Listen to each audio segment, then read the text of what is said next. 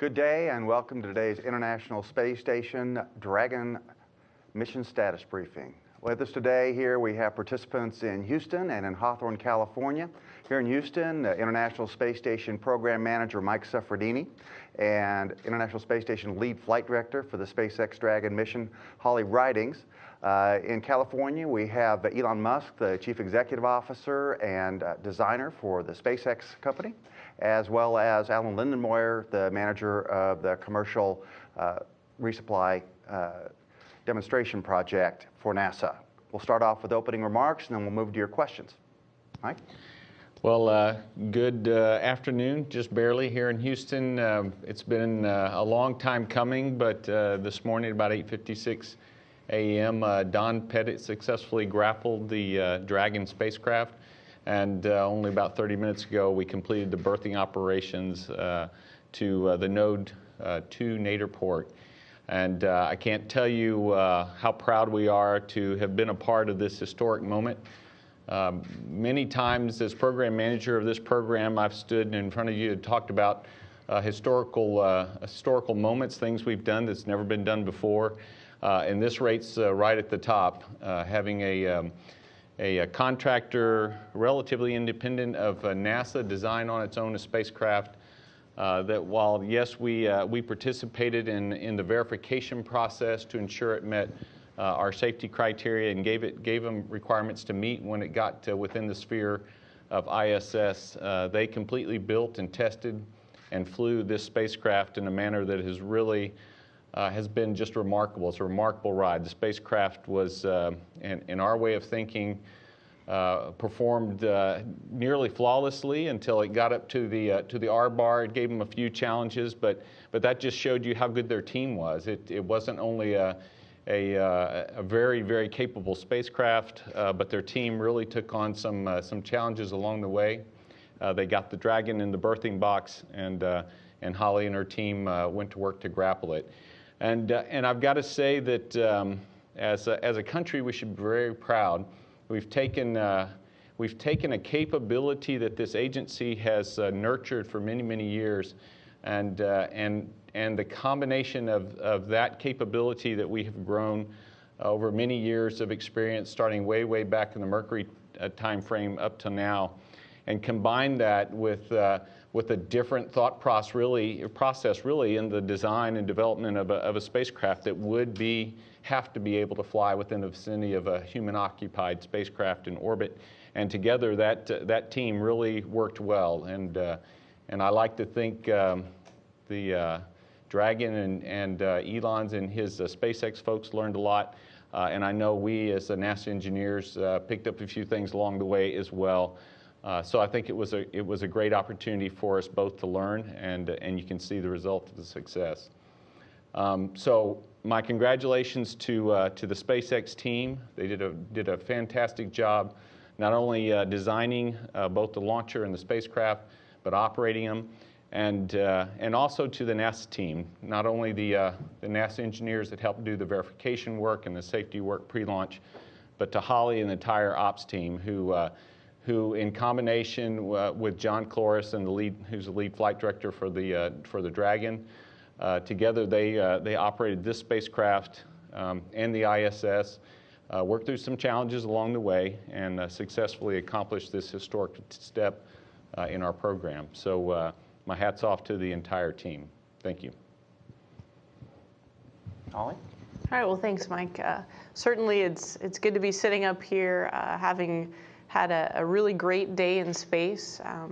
And I'd start out with saying congratulations as well to the entire SpaceX team for just building a really wonderful spacecraft that we were able to, as a team, bring into the space station earlier today through the rendezvous process, through capture, and through berthing. Since we were here just yesterday, talking about the completion of the fly under and how successful that had been, overnight, actually really during the day, the Dragon flew out in front of the space station, up above and over the space station, and then back down behind the space station to kind of end up in the same place that it started right at the beginning of Fly Under to initiate the rendezvous. So 11:54 p.m. Central Daylight Time last night, we started that rendezvous process with a height adjust maneuver up to 2.5 kilometers below the space station, and then through a series of burns ended up on the R-bar. So again, down below the space station, just kind of in a straight line pointed at the Earth. We spent some time on the R-bar learning about the new pieces of the spacecraft that we really hadn't seen before. A lot of the proximity sensors that help us safely guide the Dragon into the area where we can grapple it with a robotic arm. And so that took us some time to understand those sensors. Certainly for a test flight, this demonstration, those were the first time they had been operated in the space environment. And so the Dragon team just did a wonderful job of understanding the data that they were receiving and seeing for the first time, and working jointly with us to overcome some challenges and some just really new and interesting pieces of data that they saw. And flying in space really with two dynamic vehicles is first about teamwork and second of all really about trust. And so over the last several years we've worked really closely with the SpaceX operations team and really their engineers as well, the entire SpaceX community, to work together and learn how to trust each other in terms of being able to fly in space. And so, that trust and that teamwork really made all the difference today as we worked through all of these new items that we observed during this test flight. And so, again, I'd say congratulations to the SpaceX team, and today was a really great day in space. Okay, with that, we'll go out to our participants in Hawthorne.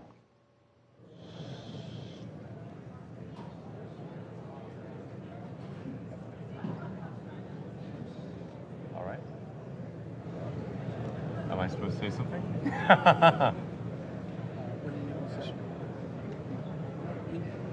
you not hear? No, I can't hear. Oh, okay. So, this has really been the culmination of an enormous amount of work by the SpaceX team in partnership with NASA, and we're incredibly excited. In fact, really, I don't have words enough to express the level of excitement and elation that we feel here at SpaceX for having this work. I mean, there's so much that could have gone wrong, and it went right. And we're able to overcome some last-minute issues with some fast thinking at NASA Mission Control and SpaceX Mission Control, and got it there. And it's just a fantastic day, and I think a great day for the country and for the world. This really is, I think, going to be recognized as a significantly historical step forward in space travel. So. And hopefully the first of many to come. I think this is a fantastic thing, but there's going to be even better things in the future, and we're super excited for what's happened and what will happen. I'd like to thank the whole SpaceX team. You guys are awesome.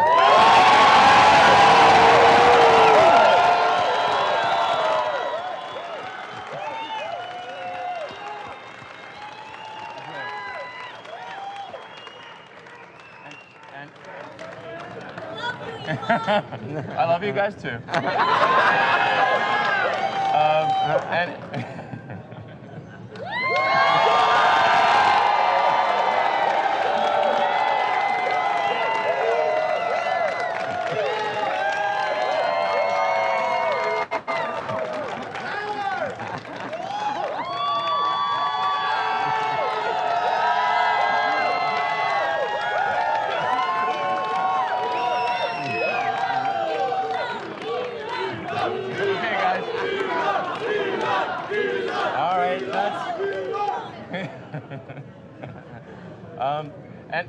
And I'd like to actually have a big hand for our friends at NASA who helped make this happen. Guys!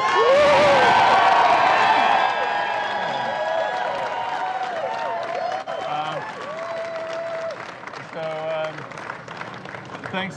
I'd just like to thank everyone at NASA, NASA Mission Control, and NASA throughout, and Alan, who's been with us from the beginning.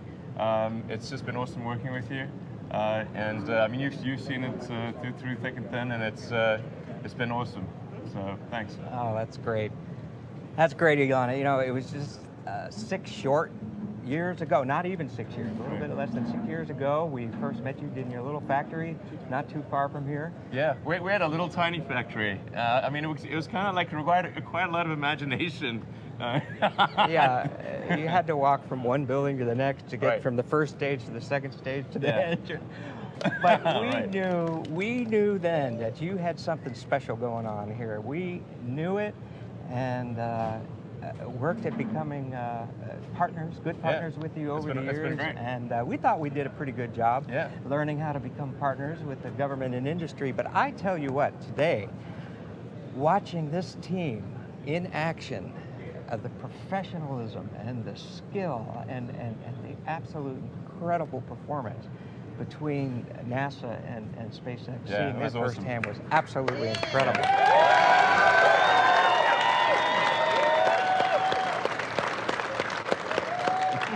It was great to see.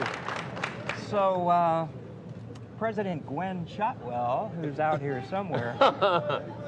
President. So Gwen and I.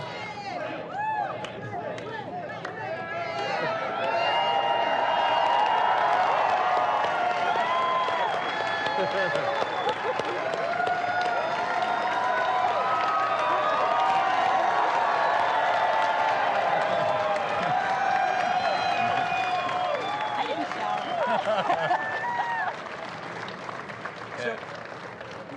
So Gwen and I started this tradition where we had defined all these formal objectives and everything that it takes to meet the milestones in the Space Act Agreement.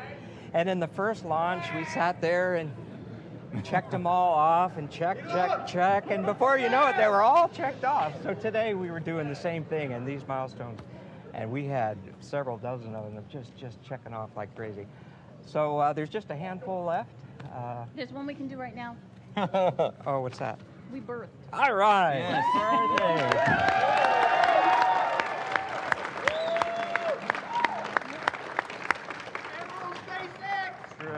Really great work.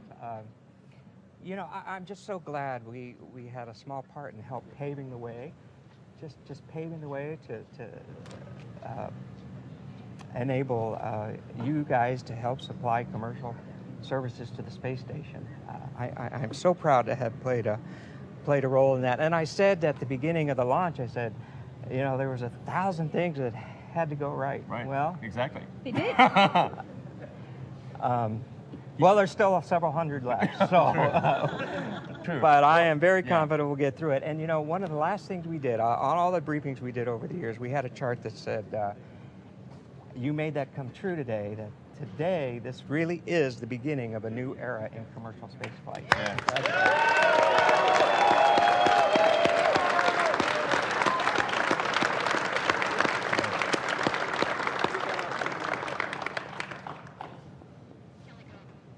All right, we're back here in Houston. Before we go to your questions, Holly has a little bit of video highlights she'd like to share with y'all from today's activities.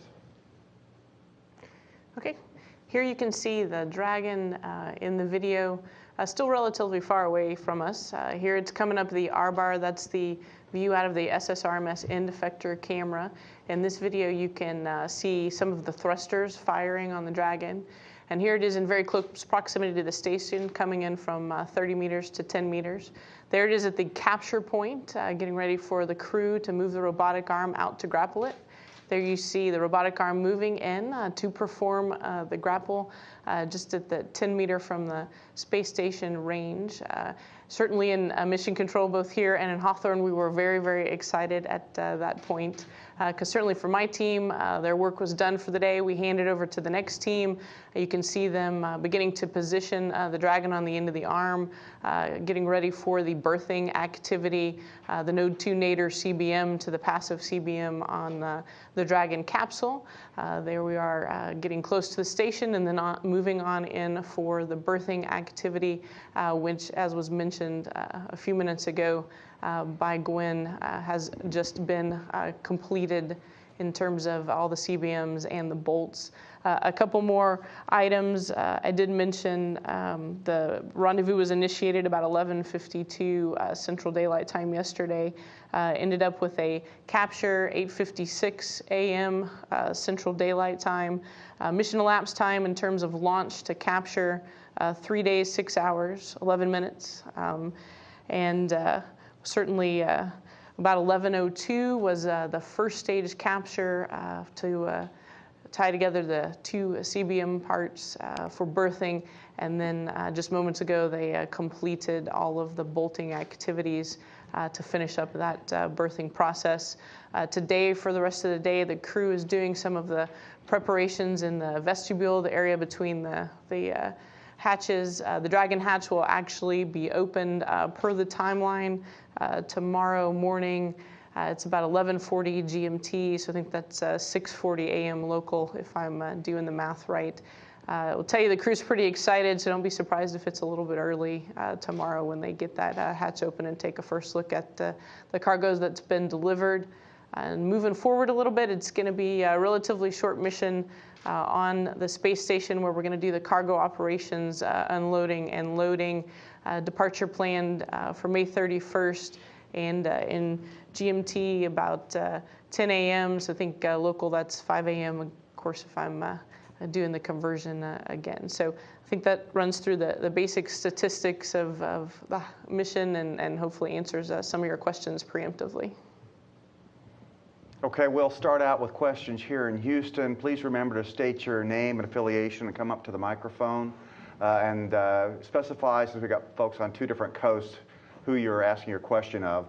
And then once we get through folks around here, we'll take questions off the phone bridge. We have a lot of folks on the phone bridge. We'll do our best to get one question to everybody, but if you could keep your questions to 1 and maybe a follow-up, that'd be great. Who's first? Tom Abrams with KTRK TV in Houston. Everybody touched on this a little bit, but wanted you to expand on how, even though this is a significant milestone for commercial government space working together, this really is just the beginning as you move forward. Tom, could you repeat your question, please? We're not hearing you. Everybody touched on this being the beginning, but can you expand on that? How this really is just the start of what is expected to be a very long working relationship. Sure. Of course, this is the first flight of the Dragon spacecraft to ISS. The other cargo vehicle that will come to ISS is being built by the orbital folks, and that's the Cygnus spacecraft. And so between those 2 spacecraft, they will supply the lion's share of the cargo to the International Space Station for the life of the station. The autonomous transfer vehicle, the H2 transfer vehicle, that's the ESA and JAXA provide spacecraft, also provide spacecraft to ISS. They come about once a year. The last ATV vehicle flies in a couple years, so we're on ATV 3. We've got 4 and 5 left, and then there are no other ATVs in the history of the program, at least planned. And HTV will probably be limited after the 7 HTVs that fly. And so these 2 vehicles will do the lion's share of the work necessary to keep space station flying. And this also is paving a way to the work that NASA's been doing with many of the folks in industry to provide a similar service for crew transportation. So particularly as it relates to the International Space Station, we will almost rely exclusively on commercial provided services in the out years if everything proceeds according to the plan today. Okay, and we were having a little bit of technical difficulty in the room, so if you come over and use this mic, it'd be great.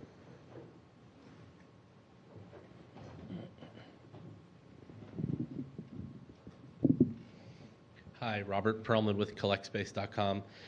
For Holly and maybe for Elon, can you go into a little bit of detail of the approach, and specifically about what occurred that made you hold for a little while with the thermal imagers, and then what resulted in the retreat for the LiDAR, and what the final state of the LiDAR system is. I think I heard a call that said there was only one good LiDAR when you came in for capture.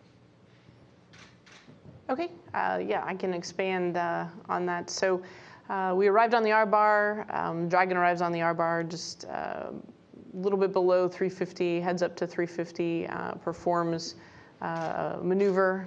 Their term is a slew, yaws around, and then it heads up to the 250 hold point. And so when we got to 250, the Dragon team was, again, keeping an eye on a lot of their new data that they were receiving. And they have 2 thermal imagers on the Dragon.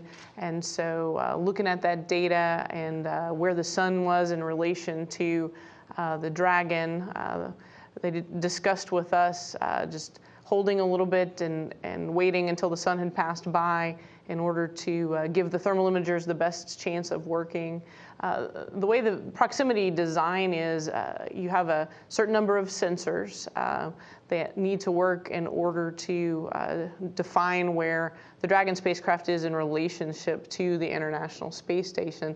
And in that set of sensors, you have enough redundancy, so multiple sensors, and some independence, and so that you can figure out where the truth. You always know exactly where Dragon is. And we do that to obviously keep the space station safe, because it's important to understand exactly the location of your 2 dynamic spacecraft. So pausing and giving the thermal imagers the best chance to work to get the sun out of the way made the most sense from an operational perspective. So that kind of explains how we were managing the thermal imagers as we headed in towards the capture point. LiDARs are similar in nature, where again, they're looking at the space station. They're going back and forth from a laser perspective with a specific point on the space station. It's hard to hit that single point, and so sometimes they were getting some information back from the space station that was a little bit different than they expected.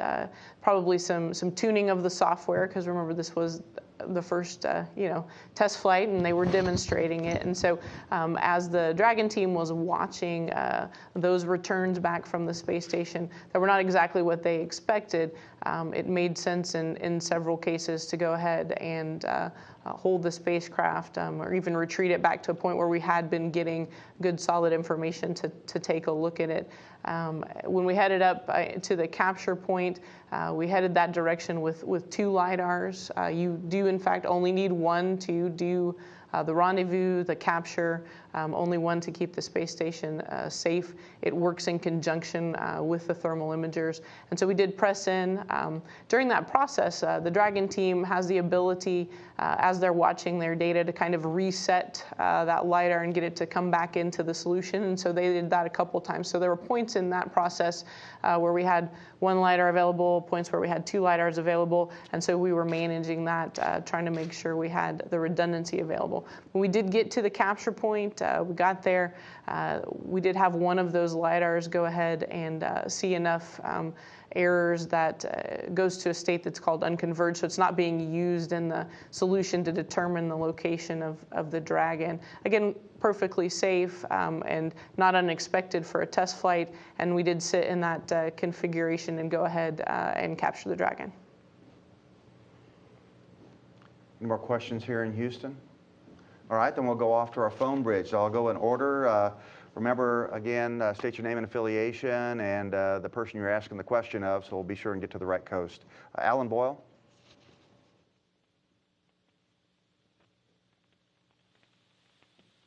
All right. We'll move on to Dan Leone. Sorry, I'm here. I was muted for a little bit. I had a question for Elon, just a big picture question on where this fits into grand plan, going with heavy lift and going on to Mars. Where does this milestone fit in your larger plan for making humanity a multi-planet species? Well, that's a big question, but I can also maybe summarize for sort of a kind of a lay audience what the issue was just coming into to the space station. You see, Dragon has these things called lasers, And the lasers scanned the space station, and one of the lasers wasn't working well, so we had to recalibrate the laser and tighten the beam, and then it did work, and we're able to dock. So that's basically, that's the short version, it told in Dr. Evil format. So let's see, with respect to the longer term objectives, I think what needs to happen is continued advancement in space technology, in particular to scale up the rockets and to make them reusable, which is very, very important because the cost of the fuel is only about 0.3% of the cost of the mission. So if rockets can be made reusable, then it's possible to reduce the cost of spaceflight maybe by a factor of 100 or more. So that's really the focus of SpaceX is on making rockets reusable, and then of course working with NASA to add crew capability to Dragon and hopefully fly crew in as little as 3 years. That's the next step on the path towards advancing space technology. But I'm really excited because this was a crucial step, and having achieved this step, it makes the things in the future and the ultimate path towards humanity becoming a multi-planet species much more likely. The chances of that happening just went up dramatically, so people should be really excited about that. Okay, thanks, Alan. And now back to Dan Leone. Hi, Dan Leone with Space News. Thanks for throwing the presser and for joining us, all the folks out in California.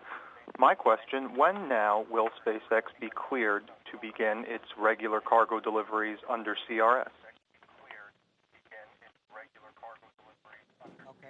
Well, let's see. I'll take a hack at that one, and then Alan might want to add a word or two.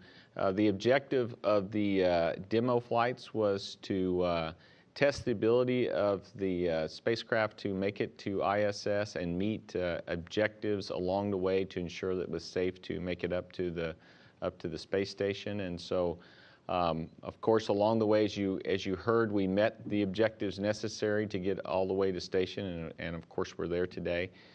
There were also objectives for the departure and the safe re-entry of the spacecraft and the recovery of hardware from the spacecraft. So there's still objectives that need to be met, and there's work that needs to be done to verify that all the objectives are closed out as part of the earlier COTS Space Act agreement.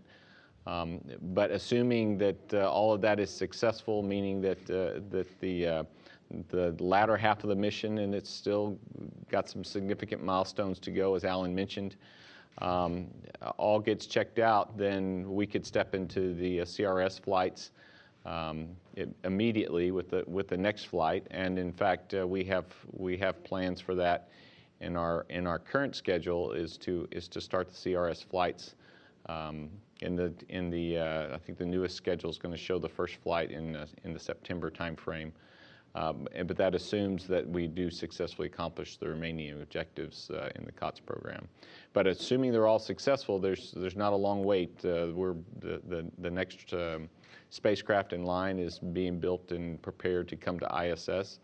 So assuming all the objectives are successfully accomplished, we can move right into that flight.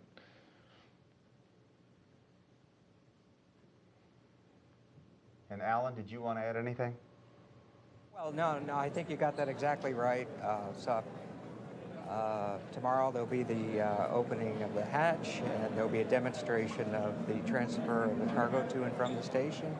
And then we have the re-entry and return and landing, and that will constitute the remaining milestones that we had on this mission. And then as early as next week, we'll take a quick look not next week, but the week after the mission is finished.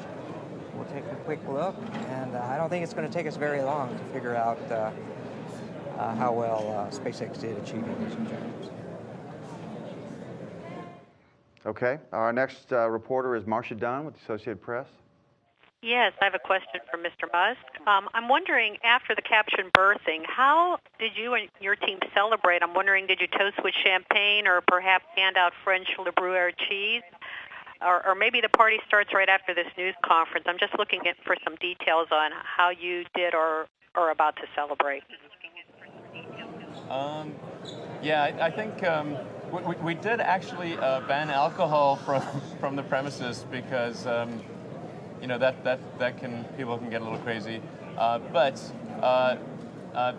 now that things are good, I think we'll probably have a bit of champagne and have some fun. Yeah.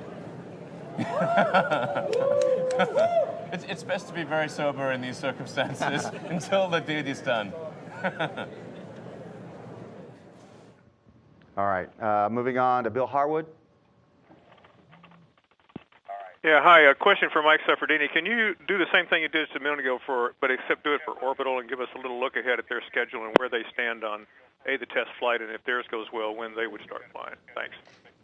Let's see. My understanding is the pad preparations are going well. They did the cryo-shock tests last week, I believe. Time has kind of all come together the last few days, so forgive me if I'm off a bit. But that largely went very well. There were a few minor things you'd normally expect to find that will be repaired. They tell me that as early as August, they believe they can do their test flight. Remember, that's the one that doesn't come to station, and then be ready for their demo flight. Right now, we have their demo flight scheduled for December, mid-December. If they do really well with their test flight and stay ahead of schedule and can pull it up sooner into, say, the mid-October timeframe, we could actually fly them a little bit earlier.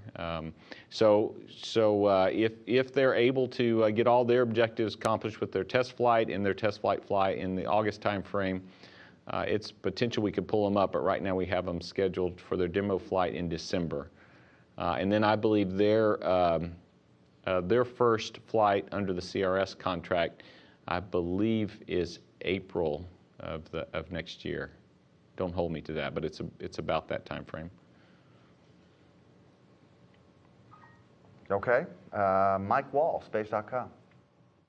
Hi, this one's probably also for it's Mr. Musk. So.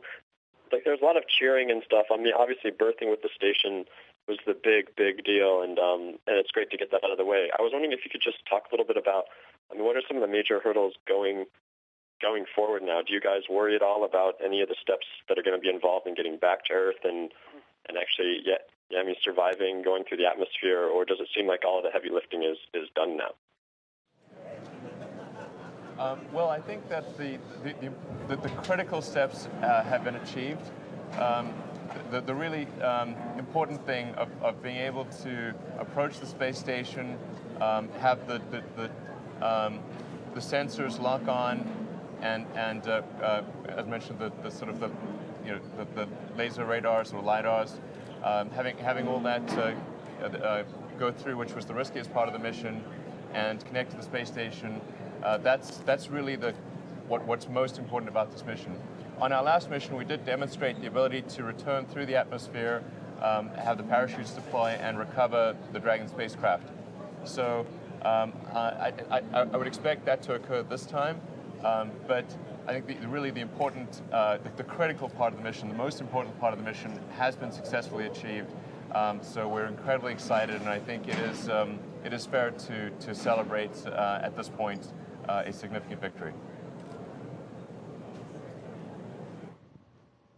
Okay, next is Irene Kloss from Reuters. Thanks, Kelly. My question's for Mike Sefferdini. Dragon, of course, is the third new cargo ship to come to station. I was just wondering if you might be able to touch on what was different about working with a private company as opposed to the government organizations of the European Space Agency and Japan in bringing their vehicles online. Well, to start with, the approach we took with both the Europeans and the Japanese was similar, and that is we provided them requirements that met safety requirements, and we verified those requirements. And we expected the governments then to work with their contractors to ensure they met all their Build 2 requirements for other phases of flight. And the Europeans and the Japanese and the US have actually kind of grown up together. So we have actually very similar techniques. That's not to say they do everything exactly the same, but they do have similar techniques. And so the process from that standpoint, in terms of the hardware they used and how they used it, was familiar to us and similar. So we took the similar approach with SpaceX, but it was different because now you didn't have a government entity backing up the performance of the contractor. That was one, and SpaceX took a unique approach to many phases of the flights, and so in that respect, it was different because we would spend time, the engineers to engineers, with us explaining not only what we have done in the past, but why we did it, which sounds pretty simple, but it's one of those things that's kind of hard for you to do. If you've done it a long time, you tend to talk about how you do it instead of why you do it as much. And so as we went through those iterations with our SpaceX colleagues, then their engineers would go, okay, now I understand what you're trying to accomplish, and when I look at how I'm designing my spacecraft and the tools I'm using, and this is how I would accomplish that same objective. And so we had really more discussions along those lines, unique ways to solve the similar kind of problems that we had to levy on those other two vehicles and verify as well. So in some respects, it was very similar. The level of insight and oversight and requirements that we levied on SpaceX relative to the two government-provided systems. But in other respects, it was completely different in terms of how they approach problems and how our partners approach problems. And mostly because, like I said, we had worked so closely for so many years that we already took sort of similar approaches to solving similar problems, if that makes sense. Okay. Brian Vastag with Washington Post. Yeah, hi, this is a question for Elon Musk. So Elon, I noticed that when I was looking at the web video of the folks at your company, it looked like nobody's over the age of 30. I'm just wondering, who are you tapping to work at the company? And it sounds like you're finding people who are young and excited about space. I'm just wondering, where's all this talent coming from? Yeah, well, actually, to be clear, our average age is around 30, so that means there are as many people over 30 as below 30. And so we have a good mixture, I think, of experienced people as well as people all the way to just coming out of college and interns. So I do think it's important to mix the wisdom of age with the vibrancy of youth in order to get the best outcome and create and really drive forward the state of technology while avoiding obvious mistakes that have been made in the past. I think that's the best combination. So. And I think we've really just got a great team here at SpaceX, super motivated, and I think nothing fires people up more than a successful mission like this. So I think people are just feeling super jazzed, as you can tell from the.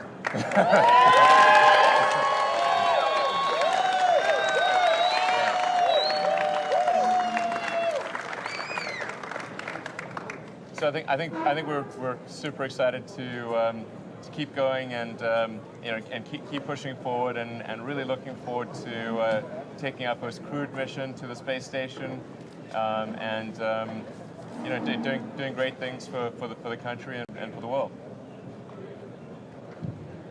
Okay, next is Hannah Elliott with Forbes. Hi, this question is for Elon too. A two-part question. Number one, how are you responding to people who doubted that this would happen successfully, Elon, and just in general your many endeavors that they'll be successful? And number two, what did you eat during the 3 days that we were going through this?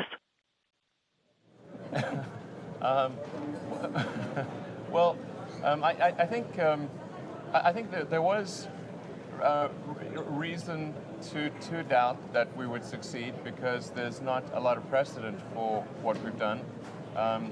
This is the first time that a commercial company has done such a thing. So, for those who doubted, they had their reasons for doubting for lack of prior precedent. But I think that those reasons no longer remain, having done today what we've done. So I'm hopeful that a lot of people's doubts will have been put to rest, and that we can hopefully look for their support going forward. And in terms of what did I eat, I ate somewhat erratically over the last few days. I can't even remember what I ate. I probably do not eat healthily, but I think I'm going to have a great dinner tonight.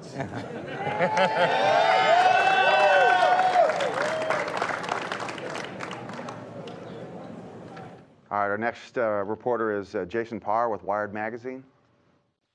Hi, this is a question again for Elon.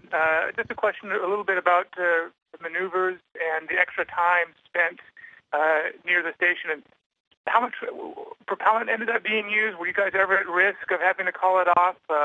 Were there any concerns during with all the extra time spent in proximity to the station? Yeah, there were definitely some close moments where we potentially could have called an abort, and in fact there were moments where we had to retreat a little bit just to reassess the situation. We had to make some last-minute adjustments, in particular narrowing the field of view of the LiDAR or laser radar, and fortunately those worked, and we were in very close cooperation with NASA Mission Control, and together we worked out a solution that allowed us to go in and get grappled by the arm and birth. Now, occasionally, by the way, I tend to say dock instead of birth. Technically, it's birth, but I found sometimes when I'd say we're birthing with the space station, people thought I was saying birthing with an I, and got very confused. So it's technically it's birthing with an E, but I say docking so people who are unfamiliar with the situation can understand what I'm talking about. Okay, next is Stephen Clark with Spaceflight Now. Hey guys, just a question for either Holly or Mike Sefferdini, and that's looking ahead over the next few days, the cargo transfer. First, when does the hatch going to come open tomorrow morning, and what crew members are involved in the cargo transfer? Pretty busy time over the next few days to get all the cargo transferred, or is it? So I'll take hatch opening, planned for 11:40 GMT tomorrow. So I think that's 6:40 a.m. Central Daylight Time. We do have just a little bit of cargo operations that we may do over the weekend to take a first look at Dragon, make sure everything's as we expected, nothing changed on the ride to the space station.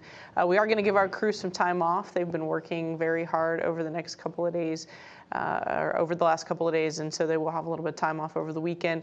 And then Monday and Tuesday are very big cargo days on the space station with regard to Dragon. We'll be doing, at least one of the crew members will be doing cargo operations almost all of their workday those days. Primarily, Andre, Joe, and Don will be handling the cargo operations, kind of rotating. Generally, you only have one person in the Dragon, at least that's how we've planned it, with a second person helping them, and then once you add the third, it's not as efficient. But the three of them will be rotating and performing all those cargo operations, somewhere in the order of the mid-20 in the numbers of hours. So about 25 hours worth of cargo operations we have planned for this mission. All right, now on to Roger Ball with the BBC. Good afternoon to you, Roger Ball, BBC Radio Devon. First of all, I'd like to congratulate all three teams, Hawthorne, Houston, and the guys upstairs, for making it look so easy. And my experience of flight testing If it looks easy, it means it's really hard, and you did a brilliant job making it look so easy. My question is, and I guess it's probably Mr. Safradini for this one, the two craft that are going to be carrying cargo, Dragon and Cygnus, in the near future, Dragon is the only one that has an unpressurized capability. What size ORUs would you be able to carry on Dragon? For instance, we saw an ammonia tank being transferred from the shuttle, and Sarge parts. Would you be able to carry kit like that, or would it be smaller, such as another version of the robotic refueling mission? And I've got a follow-up for Mr. Musk to ask him what actually happened to the cheese from the first Dragon return. Well, I'll answer my question, because Elon will take a lot longer to explain what happened to the cheese. So the Dragon spacecraft was designed to carry the lion's share of the external ORUs. In fact, I was just racking my brain here to think if there were any that would not fit in the trunk. It really comes down to the number of ORUs you can fly in the Dragon versus the HTV. But as I recall, all of the ORUs today that we intend to carry to ISS will fit inside the Dragon trunk. So it's fully capable of taking care of the needs of the ISS.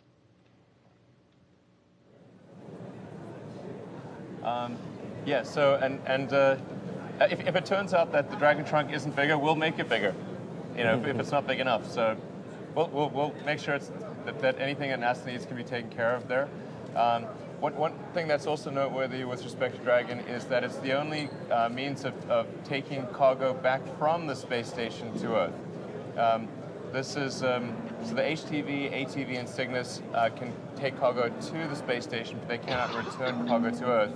The Soyuz can return a very tiny amount of cargo, but it's really meant for carrying people back. So you can put maybe something the size of a small knapsack or something on the Soyuz. So Dragon is really the main means of carrying cargo back from the space station. And let's see, what happened to the cheese? The cheese is right here in the SpaceX factory. As you may know, the cheese is in part a tribute to the Monty Python Cheese Shop sketch. We kept the cheese cargo top secret until the mission succeeded on last flight, because I thought people might have been worried that we'd be distracted by the cheese or something like that if something went wrong. But it's here in our factory if you want to come and see it. It's encased in lucite. It's a very stinky wheel of Gruyere, but fortunately the lucite keeps that contained. Okay, Jerry Hume with News 13.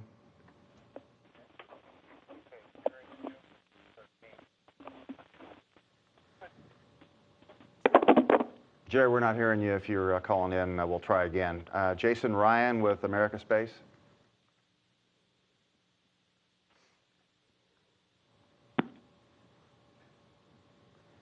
And moving on to Brendan McGarry with Bloomberg. Hi, thanks for taking the call. Congratulations. I had a question for Elon Musk, and that is, will the apparent success of this mission in any way change the planned timing of a SpaceX IPO? I know he has talked about possibly doing that as early as next year. Well, I don't think this is going to change any IPO timing, and I mean, really, I don't think of the IPO as something that should be necessarily aimed for explicitly. It's something that occurs if a company is in a particular position. And I think the important thing for SpaceX is to be in a steady cadence of launches, so that we're sort of steadily launching a significant number of missions. If we're doing sort of a launch every month and things are really steady state, that would be an appropriate time to go public, because then we have good predictability about the future. But as long as there are still significant question marks about future developments and when things will launch and dates moving around, it's best to remain private, because the stock market is not a big fan of uncertainty. Okay, that's all of our phone bridge questions. I'll give one more opportunity for folks here in Houston to ask any follow-ups. With that, we'll begin to close out this briefing. Just a few programming notes on the upcoming coverage on the rest of the Dragon mission to the International Space Station. Coming up, our live coverage starts tomorrow for hatch opening at 4:30 a.m. Central Time. And then at 10:25 a.m. tomorrow, we'll have the Expedition 31 Crew News Conference. We will be activating the phone bridge for that news conference, so if you'd like to participate, please call in at least 15 minutes early to the Johnson Space Center newsroom so that we can get a good connection for you. With that, I want to thank everybody here in Houston and in Hawthorne for their participation, and we'll wrap this news conference up. Thank you for coming.